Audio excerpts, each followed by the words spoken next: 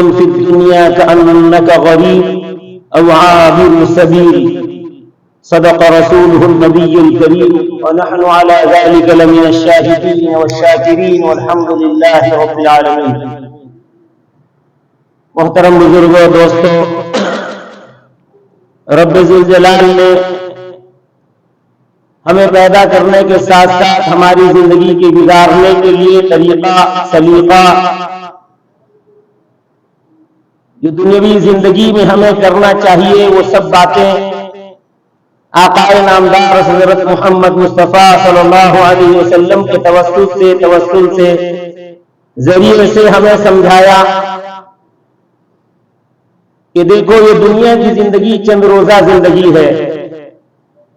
اصل زندگی اللہ نے قرآن میں فرمایا کہ فَإِنَّ الدَّارَ الْآخِرَةَ لَهِيَ الْحَيْوَانُ کہ اصل زندگی آخرت کی زندگی ہے. آدمی اسی دنیاوی زندگی میں جس کو اپنے طور پر سمجھنے لگا ہے کہ بس یہی زندگی ہے، اس کے بعد والی زندگی نہیں ہے، یہ اس کا خام خیالی ہے، یہ اس کا سوچ ہو سکتا ہے، لیکن اللہ کا پلان، اللہ کی مشیت کسی اور بات کو سمجھا رہی ہے. یہ چند روزہ زندگی تمہارے ابد الآباد کی زندگی کو آباد کرنے کے لیے، اس کو کمانے کے لیے، اس کو بسانے کے لیے، اس کو سجانے کے لیے چند روزہ زندگی تمہیں دی گئی ہے. اس چند روزہ زندگی میں وہ بڑے آخرت والے معاملے کو تمہیں طے کرنا ہے کہ اس کو اچھا بناؤ گے یا خراب بناؤ گے.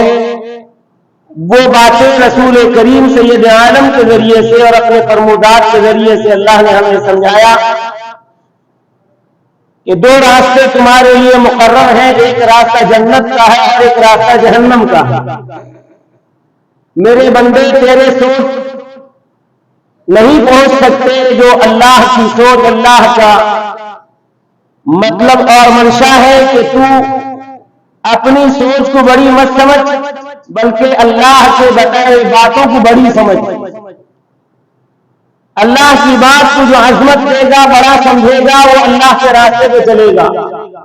اپنی سوچ کو بڑا سمجھ کر کے اس کے مطابق زندگی گزارے گا، وہ خائب و خاسر ہونے کا خطرہ ہے، ذلیل و خوار ہو جانے کا خطرہ ہے، خدشہ ہے.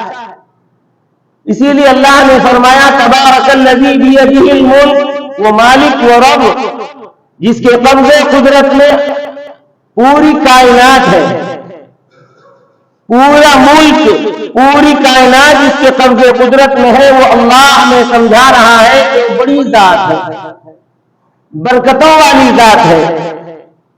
یہ جس نے ہمیں سمجھایا ہے کہ ہم کیسے پیدا کیے گئے، کیسے موت کے گھاٹ اتارے جائیں گے.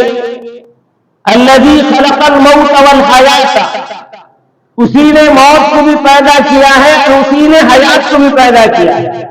جب تک چاہتا ہے زندگی دے کر ہمیں حیات میں رکھتا ہے، اور جب چاہتا ہے تو وہ موت کے گھاٹ اتار دیتا ہے. تو اللہ نے سمجھایا کہ موت حیات اسی کا پیدا کیا ہوا، تمہارے باپ ماں، تمہارے دادا دادی، تمہارے پردادا پردادی کا عطایا نہیں ہے.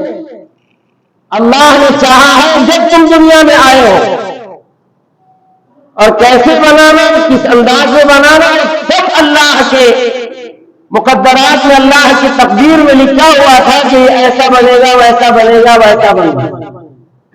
کالا ہوگا، گورا ہوگا، لامبا ہوگا، میرا ہوگا، ناٹا ہوگا، کجا ہوگا، لنجا ہوگا، لنگڑا ہوگا، سب اللہ کے پاس لکھا ہوا. نہ تم چاہتے تھے کہ لنجے بنو، نہ کوئی چاہتا ہے میں لنجا پیدا ہوں، نہ کوئی چاہتا تھا کہ میں کانا اور اندھا بنوں. اللہ نے اندھا بھی پیدا کیا، آنکھیں دے کر کے بھی روشنی لے لی ہے، سب اس کے قبضے قدرت میں ہے. لیکن وہ چاہتا یہ ہے کہ میری مرضی والے راستے میں تم چل کے آؤ، اپنی مانا پہ مت چلو، میں پہ مت چلے، کبر پہ مت چلے، گھمنڈ پہ غرور پہ چند وقت کی طاقت تم اپنے سب کچھ مت سمجھو. وہ طاقت دینے والا طاقت چھین بھی لیتا ہے. بڑے بڑے پہلوان اس زمانے کے، پوری دنیا کے مشہور ترین انسان ان کا شہرہ پوری دنیا میں تھا. ایک وقت آتا ہے کہ اپنے ناک پہ بیٹھی ہوئی مچھی کو بھی ہلانے کی ہٹانے کی طاقت نہیں رہ جاتی. تو ہے کوئی وہ طاقت جس نے طاقت دی ہے اور طاقت بھی کر لے, چھین بھی لیتا. یہ سب باتیں, یہ تقدیرات مقدرات کو ہم دیکھ کر کے اگر نہ سمجھیں اللہ کی قدرت کو, تو ہم سے بڑا بیوقوف کوئی نہیں. ہم اپنے من کیا سمجھتے ہیں اپنے آپ, ہم سے بڑا بیوقوف دنیا میں کوئی نہیں ہو سکتا. اور وہ کہتا ہے میری قدرت کو دیکھو اور مجھ پر ایمان لاؤ کہ میں کوئی کتنی طاقت والا ہوں کہ جس کے قبضے قدرت میں پوری کائنات ہے. میں نے ہی حیات کو پیدا کیا, الذی خلق الموت, موت کو بھی میں نے پیدا کیا, والحیات, حیات کو بھی میں نے پیدا کیا. کوئی اور نے نہیں پیدا کیا ہے موت کو, اور کوئی اور نے نہیں پیدا کیا حیات. موت حیات اسی کے قبضے میں ہے, جسے چاہتا ہے موت دیتا ہے, جسے چاہتا ہے حیات دیتا ہے. کیوں یہ موت اور حیات دے کر کے دنیا میں انسان کو, جانور کو پیدا کیا, اس کو بھی آگے سمجھاتا ہے اللہ کا رب العزت. لیبلوکم, تاکہ آزمائے تم کو, تاکہ امتحان لے تمہارا, تاکہ تمہارا پریکھا ہو. کیا پریکھا ہو, کیا امتحان لے تمہارا؟ اللہ یہ جانچنا چاہتے ہیں, پرکھنا چاہتے ہیں کہ تم میں سے کون اچھے اعمال کرنے والا. اچھے اعمال کو اللہ پسند کرتا اور برے اعمال کو اللہ ناپسند کرتا. دونوں اسی نے پیدا کیے ہیں, اچھائی بھی اسی کی طرف سے, برائی بھی اسی کی طرف سے.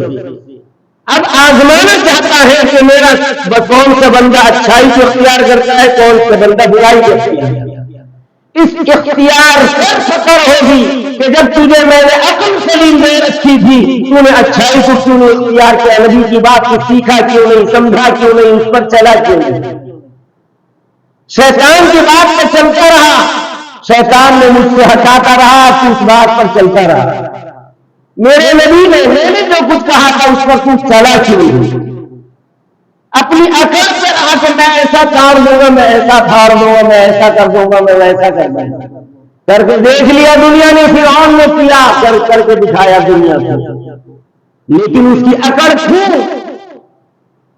سمندر میں داخل ہوا, رب کی پکڑ آئی, وہ سمجھا کہ میری وجہ سے یہ راستہ بن گیا ہے سمندر میں.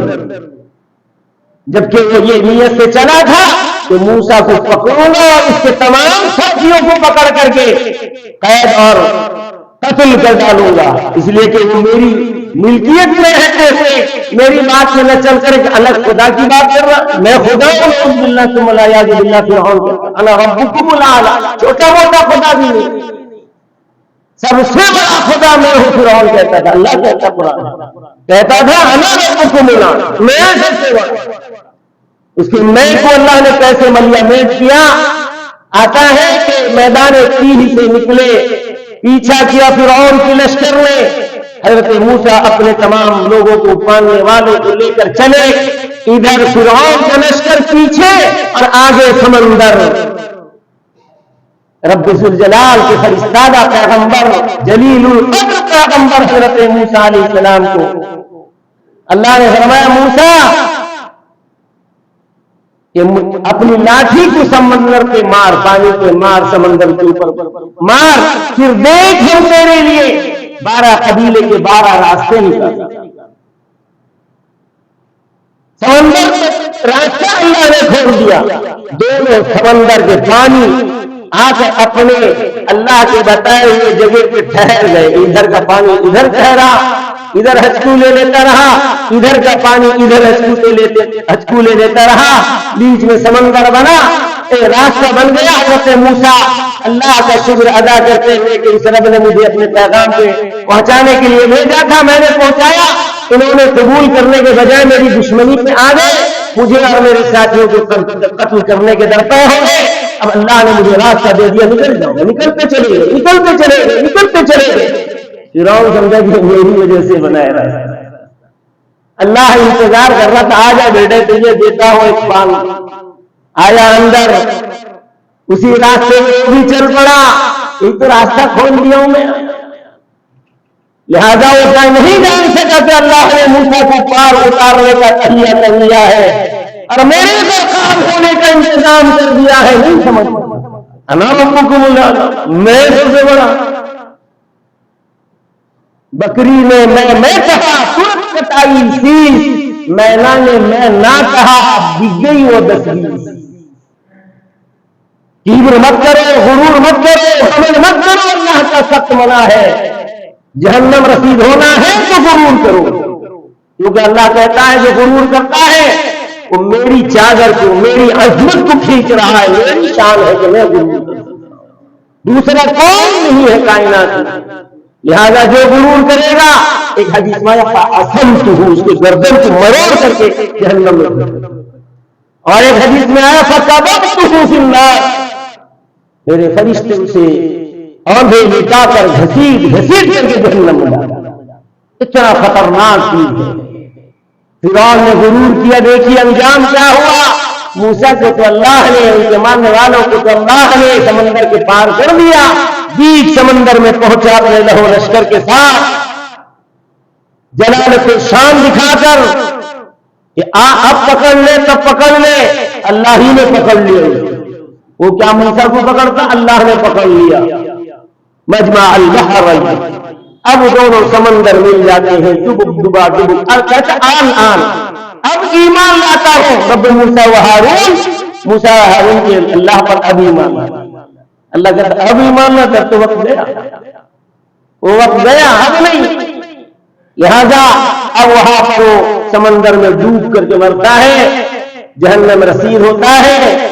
اس کی لاشوں کو آج بھی اللہ نے عبرت کے طور پر رکھوا دیا ہے تاکہ دنیا دیکھے جو خدائی کا دعویٰ کرنے والا آج ضرور پڑا ہوا ہے اپاہج ہو کر کے. لاش ضرور اس کا کچھ نہ کچھ حصے سے صحیح سلامت رکھا ہے، مردہ پڑا ہوا ہے. نہ اس کی حکومت ہے، نہ اس کا جلالت شان ہے، نہ اس کی کبریائی ہے، نہ اس کا بڑپن ہے. سب کچھ توڑ مروڑ کر کے اللہ نے رکھ دیا ہے. دنیا والے دیکھو یہی تھا، کہتا تھا میں سب سے بڑا پڑا.